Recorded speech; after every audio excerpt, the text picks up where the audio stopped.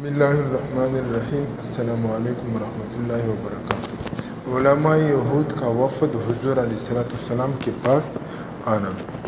محترم دوستو، اس ویڈیو میں آپ کو یہ بتائیں گے کہ علماء یہود کا وفد جب حضور علیہ السلام کے پاس آیا، اس کے متعلق بات کریں گے۔ تو محترم دوستو، واقعہ یہ ہے کہ جب حضور علیہ السلام مدینہ منورہ رونق افروز ہوئے تو علماء یہود خاص طور پر حضور علیہ السلام کی خدمت میں حاضر ہوئی اور آپ صلی اللہ علیہ وسلم سے انتہائی مختلف قسم کے سوالات کیے، اس لیے کہ علماء یہود کو انبیاء سابقین کی بشارتوں سے نبی آخر الزمان کی ظہور کا بخوب علم تھا، اور یہ جانتے تھے کہ حضور علیہ السلام اسی عنقریب مبعوث ہونے والا ہے، اور آپ صلی اللہ علیہ وسلم کی بعثت کے منتظر تھے۔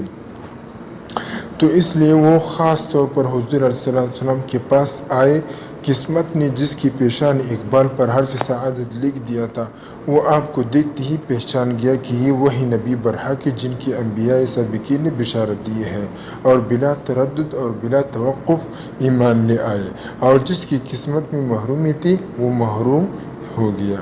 ابن عائض بطرح کہ عروہ ابن زبیر راوی ہے کہ علماء یہود میں سب سے پہلے آپ کی خدمت میں ابو یاسر ابن اخطب یعنی حیی بن اخطب یہودی کا بھائی حاضر ہوا اور آپ کا کلام سنا۔ جب واپس گیا تو اپنے قوم سے کہا، اطیعونی فإن ھذا النبی الذی کان ننتظر، کہ تم میرا مانو، اور بے شک یہ وہی نبی ہے جس کے لیے ہم انتظار کرتے تھے۔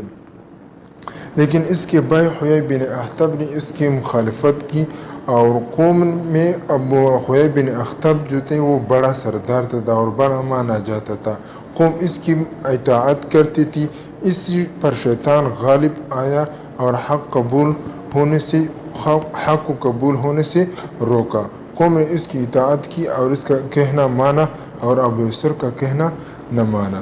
سعید بن مسیب ابو ہریرہ رضی اللہ عنہ سے روایت کرتے کہ حضور پر صلی اللہ علیہ وسلم جب مدینہ منورہ تشریف لائے تو بیت المدراس یہود کے مدرسے کا نام ہے میں علماء یہود جمع ہوئے اور مشورہ کیا کہ اس شخص یعنی حضور علیہ السلام کے پاس جا کر سوالات کرنے چاہیے۔ بہقی نے ابن عباس سے روایت کی ہے کہ ایک یہودی عالم رسول اللہ صلی اللہ علیہ وسلم کی خدمت میں ایسی وقت پہنچا کہ حضور علیہ السلام سورہ یوسف پڑھ رہے تھے۔